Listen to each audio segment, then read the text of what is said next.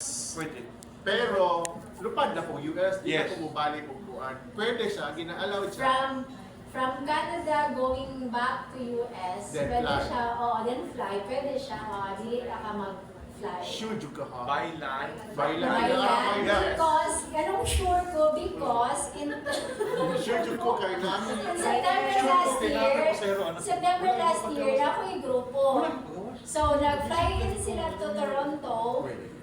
Dayon na, biniagi sila dali sa Montreal, and then New York. Tuwa sila sa New York. Kaya agi sila o sa Chasam.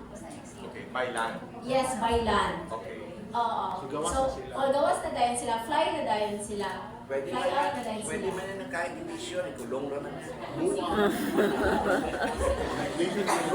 Ako i-share.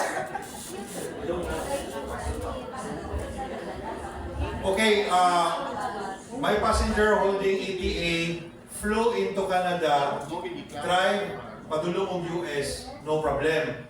Nagkamali lang sila, kay nagpahawad-hawad ang brother-in-law, na mali. Na, ulong.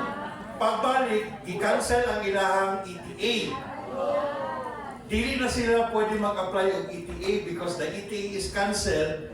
So next Canada trip is katunang real. Ipasulod sila. Wala sila. Pasulod sila. Wala. Wala yun. Pag-abot dito sa port, ikuha ang number sa ilang ETA, i-cancel. Kanya wala kaya akong ipasulod. Wala ka pag ipasunod. So, nasa sila sa US. Dili na. Kay because cancelled na ang ETA. Maayo na lang to kay Canada, US, and US ulit. Nagpahon-hon lang mga, ay hala, balik ka dito sa kuan, anak. Nalimtan sa brother na Canada border di ay ito. So pag-abot dito, gipangitaan sila ng documents. Kunya, ito, na-cancel ang iyang ETA. Ikuha ang number, na-cancel, and then ano siya nga, you can no longer reapply for ETA. Kaya na-violate man siya sa ETA nga ruling. So next time nila mag-travel, dako-dako na ilang service fee sa ako. Yeah. Pero pwede maka-apply ng speaker. Oh yeah, pwede. Yeah. Mo i-advise sa ilaha. You can no longer reapply for ETA. So mo to siya. Nakabay PAYD ang Canada. Wala. The reason daw is, nastorya man ako ang BFS, the reason daw is, naano mong guday ETA.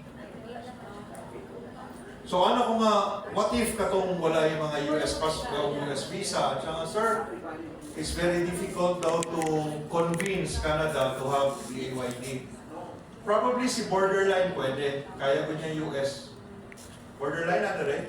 Wala. Kaya niya US, di ba, sa video niya? Makaya naman ang tanan. PAYD? Sa US? Nasa video niya.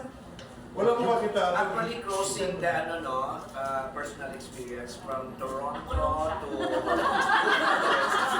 patanisin valid US visa and then visa hindi nakulong ba ako? Nahold na ko doon, sa other Mexicans or whatever. Nakikita lang naman. Regular ka na. Exercise na po. Ayaw ka pala ng Okay, so discover destinations. That's the reason why ako gini siyang i-request kay Van is because na-istorya na mo ang operator mismo. This was the first time na niadto ang GSA Valid visa. and then live ni nag sa ganito ba WhatsApp, di ba? Yes.